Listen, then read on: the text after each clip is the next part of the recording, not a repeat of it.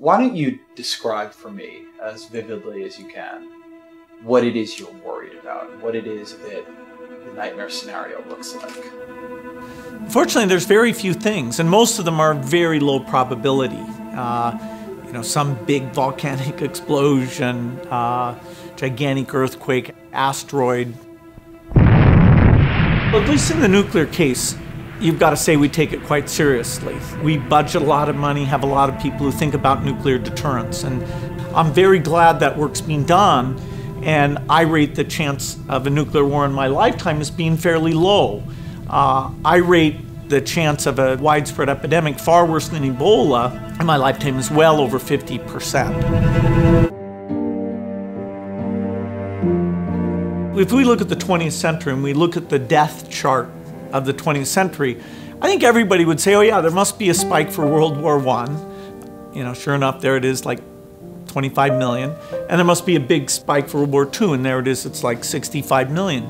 But then you'll see this other spike that is as large as World War II right after World War I. And most people, a lot of people would say, well, what? What was that? There's two kinds of flus. There's flus that spread between humans very effectively, and there's flus that kill lots of people. And those two properties have only been combined into a widespread flu once in history. Well, that is Spanish flu. We have no idea where it came from. It's called the Spanish flu because the Spanish press was the freest. They were the first to talk openly about it.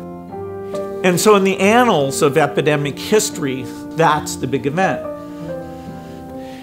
I funded a disease modeling group that uses computer simulation, and that work has been phenomenal in helping us target our polio eradication resources and which parts of Nigeria should we work harder on. And it's very natural, if you have a group like that, to say, hey, look at something like the Spanish flu in the modern day. Health systems are far better. And so you think, hey, that wouldn't be very bad. Well, we tried it, and there are some assumptions we had to make. But what we showed is that the force of infection because of modern transport, which compared to 1918 is over 50 times as great. And so if you get something like a flu, and you look at that map of how within days, it's basically in all urban centers of the entire globe, that is very eye-opening. That didn't happen with Spanish flu in the past.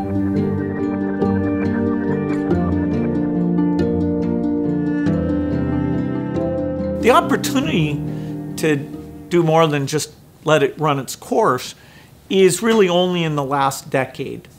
Basically, when you talk about drugs, you can talk about small molecules or talk about these complex biological protein-like things, of which there's a subclass called antibodies. Antibodies are the molecules that the immune system naturally builds to attack disease.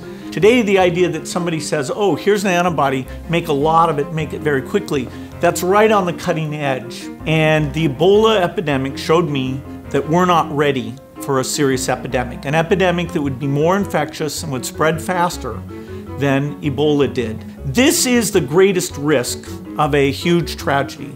This is the most likely thing by far to kill over 10 million excess people in a year. We don't need to invest nearly what we do in military preparedness. This is something where less than $1 billion a year on R&D, medical surveillance, standby personnel, cross-training the military so they can play a role in terms of all the logistics here. This can be done, and we may not get many more warnings like this one to say, okay, it's a pretty modest investment to avoid something that really, in terms of the human condition, would be a gigantic setback.